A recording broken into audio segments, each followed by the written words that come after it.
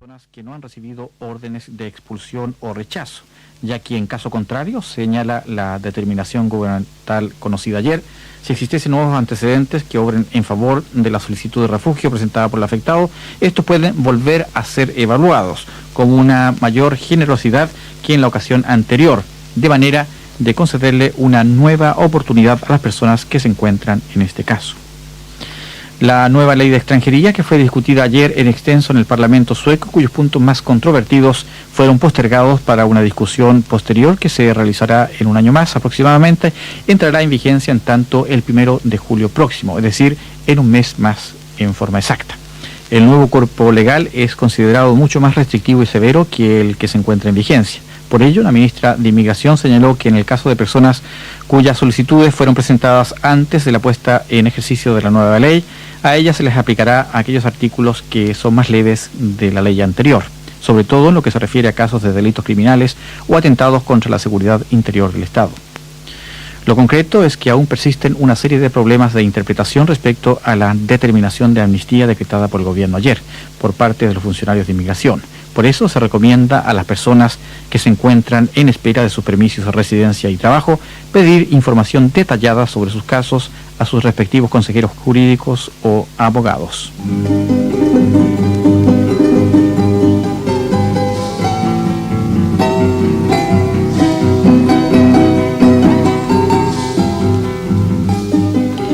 Chile ahora, con críticas de la izquierda y satisfacción en el Partido Demócrata Cristiano, las colectividades opositoras llegaron a acuerdos con el gobierno sobre reformas a la Constitución. Todavía no se conoce en detalle cuáles serán. Recién serán públicas el próximo martes, cuando la Junta Militar Legislativa convoque a los chilenos a un nuevo plebiscito. Carlos de Quemolina informa desde Santiago. Anoche por cadena de radio y televisión habló el general Pinochet para anunciar que el gobierno y la oposición han ingresado en el plano del acuerdo respecto a las reformas constitucionales. Operativamente significa que el Ministerio del Interior debe publicar el texto del acuerdo, que será entregado luego a la Junta, que en su reunión del martes y con carácter de urgencia emitirá la respectiva ley de convocatoria al plebiscito, que de acuerdo al procedimiento deberá llevarse a cabo en 60 días más. Los acuerdos han dejado contentos y descontentos. Los primeros están en la democracia cristiana y los segundos en la izquierda. La Concertación de Partidos por la Democracia aprobó con algunas reservas el proyecto de reformas.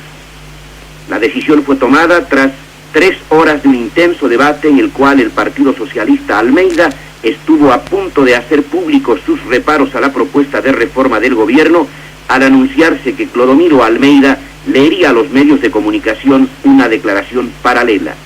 Sin embargo, con posterioridad se informó que solo hablaría Elwin y que Almeida no entregaría el comunicado. Todavía no se conoce el texto oficial de los acuerdos, pero, de acuerdo a la prensa escrita, contemplaría: se reemplaza el artículo 8º de la Constitución. El aumento de los senadores elegidos directamente son de 26 a 38. Se modifica también el artículo 94 correspondiente a las Fuerzas Armadas de Orden y Seguridad Pública. De acuerdo a la propuesta de reforma, se fortalece la institución armada, porque para modificar sus estructuras internas se necesitará una ley orgánica constitucional que requerirá 4/7 del Congreso para ser modificada por la legislatura.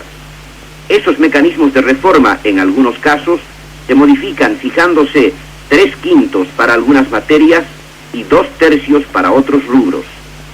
Respecto al discutido Consejo de Seguridad Nacional, este no representará ni recabará, sino simplemente transmitirá sus inquietudes. Finalmente, el período presidencial durará 4 años sin que el jefe del Estado pueda ser reelegido en el período inmediato. Anoche, el portavoz y posible candidato de la Concertación, el demócrata cristiano Patricio Elwin, se refirió a los acuerdos señalando: las conversaciones que hemos sostenido nos han permitido exponer nuestros puntos de vista al gobierno. Conociéndolos, el gobierno ha formulado proposiciones que en alguna medida constituyen un avance, que en otros aspectos no nos satisface, pero que dentro del ánimo de contribuir a lograr ese consenso, nosotros hemos decidido esencia para que el gobierno lleve adelante este proyecto. Una vez que el gobierno envíe el proyecto a la Junta y se haga público su texto, la Concertación emitirá una declaración escrita explicando su posición respecto de los distintos artículos y reformas que el proyecto contiene. Esto constituye una cosa importante para el país. Nosotros dijimos en la campaña previa al plebiscito que aspirábamos a concordar con las Fuerzas Armadas los pasos para la transición a la democracia. Creo que las conversaciones que hemos tenido con el ministro del Interior van orientadas en ese camino. A pesar de las críticas de la izquierda, que quedó en minoría, la Concertación opositora aceptó la propuesta. Por consiguiente, el pueblo chileno volverá a acudir a las urnas en 60 días más. Aún no se conoce el texto que se votará. Este es, amables oyentes, nuestro último despacho desde este continente tan singular y apasionante. Nuestro próximo encuentro radial será en Estocolmo. Gracias y suerte. Con esta nota, Carlos de Quermolina concluye su trabajo de reportaje de 2 meses en América Latina. Vamos a El Salvador. Alfredo Cristiani asume hoy la presidencia de El Salvador en el marco de una guerra que no se detiene ante la transmisión del mando. Gran parte del transporte del país se encuentra paralizado a raíz del boicot decretado por el Frente Farabundo Martí. Y hoy toda la zona norte de El Salvador amaneció sin energía eléctrica debido a sabotajes contra las instalaciones. Unos 10.000 soldados y policías patrullan las calles de la capital salvadoreña tratando de dar garantías al transporte público, pero la mayoría de los propietarios de vehículos los mantienen guardados por temor a atentados. Al mismo tiempo, muchas empresas amenazan con despedir a los empleados que no se presenten al trabajo, por lo que en las calles se observan grandes caravanas de personas que intentan llegar a sus labores. El temor a los atentados se incrementó ayer cuando la policía presentó públicamente un arsenal que, según se dijo, había llegado desde Nicaragua destinado a la guerrilla y que debía ser utilizado en ataques urbanos. En este contexto, el presidente electo Alfredo Cristiani anunció ayer que, junto con Asumir, dará a conocer un nuevo plan de paz. Cristiani aclaró que no se trata de una respuesta a la más reciente propuesta de paz del Frente Farabundo Martí, a la que calificó de poco seria porque no ofrece nada nuevo. En todo caso, no adelantó más detalles. Otros miembros del partido de Cristiani, la Alianza Republicana Nacionalista Arena, fueron más enfáticos. El conocido coronel retirado Sigifredo Ochoa, que ahora será vicepresidente de la Asamblea Legislativa, rechazó sobre todo la demanda guerrillera de que se someta a juicio al mayor Roberto Dahuizón, también de Arena, por el asesinato del arzobispo Óscar Romero en 1980. Entretanto, desde México llegó la visión del Frente Farabundo Martí sobre las perspectivas que presenta el nuevo gobierno en declaraciones del dirigente Salvador Samayoa.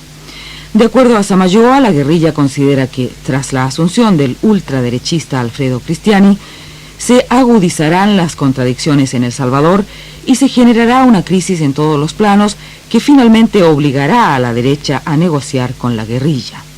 Usando una expresión intencionadamente optimista, Samayoa dijo que Cristiani traerá el fin de la guerra en El Salvador. Y seguimos hacia Brasil con las sorpresas.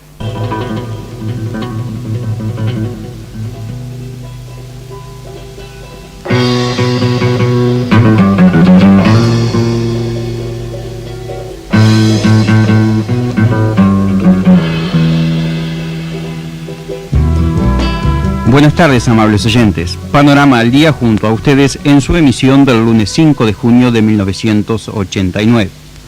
Antes de entregarles el material preparado por nuestro equipo de periodistas, debemos informarles que miles de muertos es el saldo hasta ahora registrado en Pekín, la capital de China. La cifra de víctimas varía entre 2 y 7.000, siendo imposible por la intervención militar lograr una cifra objetiva de la masacre de los estudiantes en manos del ejército. En la Unión Soviética explotó un pipeline conductor de gas en el momento en que 2 trenes repletos de pasajeros pasaban por el lugar. Hasta ahora tampoco hay una cifra exacta de las víctimas, pero se calcula en unos 800 los muertos por la explosión, muchos de ellos niños que se dirigían a campamentos de vacaciones. Y después de estas 2 tragedias que conmueven al mundo, pasemos al acontecer en Suecia y América Latina. En Perú la violencia sigue cobrando víctimas en uno y otro bando, al mismo tiempo que los partidos y organizaciones políticas comienzan a prepararse para las elecciones de marzo de 1990. En Argentina las autoridades siguen indiferentes a las manifestaciones de protesta sin que se tomen medidas concretas para paliar el hambre de los más desposeídos. Mientras tanto, la producción se paraliza y la fuga de capitales crece. Hoy 5 de junio ha sido proclamado el Día Mundial del Medio Ambiente. Tendremos una nota especial sobre este tema. Lo más actual en Suecia y nuestro boletín de noticias completan nuestro programa de hoy. Escuchemos a Alejandra Barrientos.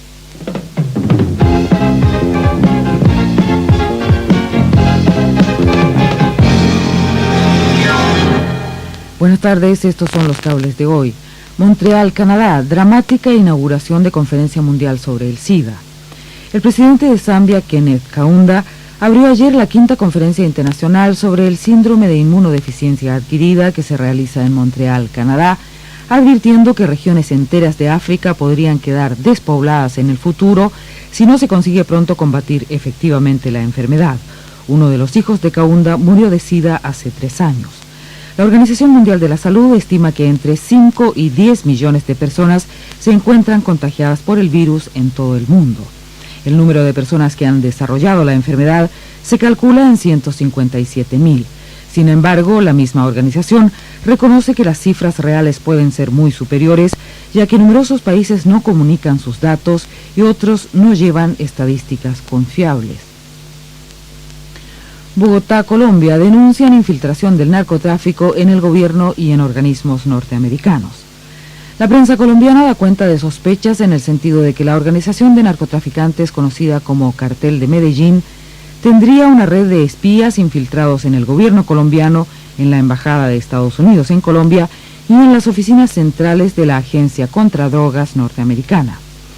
Las versiones surgieron a partir de la detención de 2 supuestos miembros de la red de espías, el ex capitán de ejército Luis Guanumen Camargo y José Joaquín Rivera. A ambos se les incautaron documentos confidenciales del Consejo Nacional de Seguridad de Colombia que contenían informaciones sobre una posible infiltración del narcotráfico en la Embajada norteamericana y en la Agencia Antidrogas. Otros documentos contenían planes para asesinar al jefe de la policía secreta, el brigadier general Miguel Maza, quien efectivamente sufrió un atentado la semana pasada. Más desde Colombia, Bucaramanga, capturados asistentes a reunión guerrillera. El ejército colombiano afirmó haber tomado prisioneros a 19 integrantes de la organización guerrillera maoísta Ejército Popular de Liberación, que participaban en una reunión cumbre en las cercanías del oriental municipio de Lebrija. Documentos incautados hablan de la reunión como el 9º pleno de la Regional de Oriente, donde se planificarían ataques a instalaciones militares del departamento de Santander, siempre según las fuentes del ejército. Santiago de Chile, Sergio Onofre Jarpa postulará a la presidencia. El líder del partido derechista Renovación Nacional, Sergio Onofre Jarpa, declaró estar dispuesto a presentarse como candidato a las elecciones presidenciales de diciembre próximo. Jarpa, de 68 años, fue embajador y ministro del Interior del gobierno del general Pinochet. Al anunciar su voluntad de postular a la presidencia, destacó Jarpa como determinante para su decisión justamente que el general Pinochet no sea candidato. El partido Renovación Nacional, uno de los más importantes de la derecha chilena, designará definitivamente a su candidato presidencial a mediados de julio próximo. Otro cable desde Chile, Valparaíso, enfrentamiento verbal entre Pinochet y obreros de la construcción.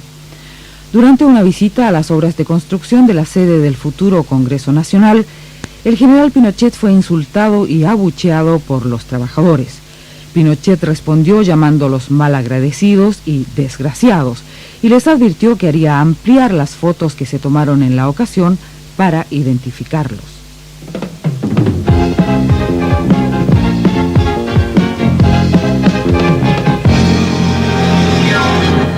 Y pasemos a la actualidad en Suecia ahora. Jag har inte mördat statsminister Olof Palme och jag har inte försökt mörda fru Lisbeth Palme. Skotten mot Palme var ett skändligt dåd som jag aldrig skulle kunna göra mig skyldig till. Yo no asesiné a Olof Palme y tampoco intenté asesinar a Lisbeth Palme. Quiero agregar que el crimen fue un atentado infame del cual nunca podría ser culpable. Estas fueron las primeras palabras del acusado de haber asesinado a Palme frente a la numerosa concurrencia en la sala de seguridad del Palacio de los Tribunales. De esta manera se inauguró hoy el llamado Juicio del Siglo. Por lo menos 130 periodistas de todas partes del mundo siguen atentamente este proceso que ya muchos catalogan de histórico. En la sala están instalados los 3 jueces, 2 fiscales y 2 abogados defensores. Completan el cuadro 6 miembros del jurado. 50 periodistas tuvieron cabida en la sala y solo 6 personas del público que, como el resto de la prensa, tuvo que ubicarse en otras salas y seguir el desarrollo del proceso a través de la televisión. Según la Fiscalía y la Policía, el sospechoso atentó contra la vida de Palme por cuenta propia y sin planificación previa cuando el primer ministro se dirigía a pie a su casa en compañía de su esposa Lisbeth después de haber asistido a una función cinematográfica. El acusado ha sido condenado anteriormente por varios delitos, entre otros por haber acuchillado y dado muerte a una persona hace ya varios años atrás. El proceso tendría una duración de 6 semanas, pero este cálculo será sobrepasado con creces al aceptarse el testimonio de los ex policías de la CEPO, Walter Köge y Jan Henrik Berling, quienes realizarán declaraciones sobre la pista kurda. La Fiscalía había rechazado la intervención de los 2 policías, pero finalmente se resolvió aceptar sus testimonios. De todas formas, Anders Helin, fiscal jefe, puntualizó que ni la policía, ni la pista kurda, ni los croatas de la organización a la que pertenece Miro Baresic eran actuales en el juicio al sospechoso de 42 años. Lisbeth Palme es la testigo principal de los fiscales, quien identificó al acusado en una grabación de video. A pesar que el sospechoso tiene otros testigos en su contra, los observadores consideran que es poco probable que sea condenado, especialmente debido a que la policía no cuenta con suficientes pruebas técnicas. Y de Suecia pasemos al Perú, donde se intensifica la ola de atentados, al mismo tiempo que la crisis económica se profundiza. Nuestro corresponsal desde Lima con la información. Las últimas semanas en el Perú han demostrado a los escépticos que Sendero Luminoso quiere efectivamente impedir las elecciones generales en 1990. La estadística negra de los últimos 7 días arroja 42 muertos, entre ellos 6 soldados de la escolta presidencial que murieron en la voladura de un ómnibus militar a 10 cuadras de Palacio de Gobierno, una reputada periodista del diario más antiguo, El Comercio, y el presidente de la Corporación de Ayacucho, baleado mientras dictaba una clase en la Universidad de Guamán. El número de muertos fue similar la semana penúltima y mayor todavía la anterior, en que Sendero Luminoso celebró 9 años de la iniciación de la lucha armada. Los caídos en todo este lapso suman 14.000, contando a los subversivos, a sus víctimas y a inocentes que estaban enteramente al margen de la guerra. Lo que ocurre es que Sendero ha declarado una ofensiva final para tomar el poder e intensifica su política de asesinatos selectivos. Al mismo tiempo está decretando huelgas provinciales que denomina paros armados, combinando a la población con amenazas. Estos paros se han cumplido con éxito en Ayacucho y Huancayo, no obstante que a esta última ciudad fue el propio presidente de la República para respaldar a quienes quisieran trabajar. En otras poblaciones el acatamiento ha sido relativo, pero entonces Sendero Luminoso vuelve a la carga con amenazas que casi tienen nombre propio. Hoy lunes, por ejemplo, se verifica un paro armado en Huancavelica, el departamento más deprimido del país, y lo acatan por temor desde las autoridades públicas hasta los pequeños comerciantes.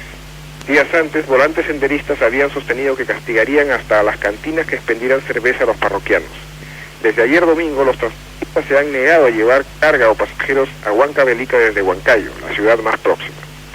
Contribuye a crear un clima de zozobra el hecho que desde el comienzo del año el gobierno no logra consolidar un gabinete y aplicar una política económica que acabe con el alza desmesurada de los precios. Durante los primeros 4 meses de 1989, La inflación acumulada fue de 343% y todos coinciden en señalar que el factor subjetivo de la desconfianza gravita decisivamente en el crecimiento de esta espiral. A mediados de mayo inició sus funciones un nuevo gabinete presidido por el vicepresidente Luis Alberto Sánchez. El flamante ministro de Economía, César Vázquez Bazán, proviene del ala izquierdista más radical del APRA y esta semana dará a conocer públicamente las medidas que propone ante la crisis. Cuanto a la oposición, es indiscutible que la alternativa conservadora, encabezada por el escritor Mario Vargas Llosa, ha ganado en iniciativa, institucionalidad y en proselitismo. Mario Vargas Llosa saltó a la palestra en 1987 oponiéndose encarnizadamente a la estatización de la banca y ha logrado conformar el Frente Democrático que lo postulará a la presidencia en las elecciones de 1990. Ayer domingo, Fredemo proclamó la plancha presidencial que lleva como primer vicepresidente a Eduardo Reo de Acción Popular y Ernesto Araiza Grundi del Partido Popular Cristiano como segundo vicepresidente. Con un mensaje privatista y con la bandera de que el Perú debe restablecer sus vínculos con el mundo financiero internacional, Vargas Llosa encabeza las encuestas sobre preferencia de voto para la máxima magistratura. Izquierda Unida, entre tanto, ha dejado el papel de principal fuerza de oposición que tenía hace 2 años. En buena cuenta porque no ha resuelto definitivamente sus controversias internas. Alfonso Barrantes, el mejor candidato, se niega a aceptar las elecciones internas convocadas por el Frente, compuesto por partidos marxistas y por reformistas radicales. Ha surgido un movimiento denominado Acuerdo Socialista que, no obstante ser minoritario, va a postular a Barrantes y los radicales de Izquierda Unida. Barrantes ha declarado que no participará ni con uno ni con otro y entonces en Izquierda Unida se prefiere la figura del diputado Agustín Aya de la Torre como candidato presidencial. El panorama político se tornará decididamente electoral en la próxima etapa porque en noviembre hay elecciones municipales y en el primer semestre de 1990 comicios generales. Y tanto los políticos democráticos como Sendero Luminoso tendrán bastante trabajo. Panorama en Lima, informó Ricardo Uceda. Debemos agregar que la policía detuvo a 5.000 personas en Lima por causa del último atentado a la Guardia Presidencial.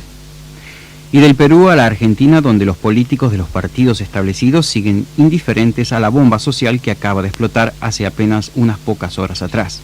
Al mismo tiempo se paraliza la economía y los capitales buscan lugares más seguros donde invertirse.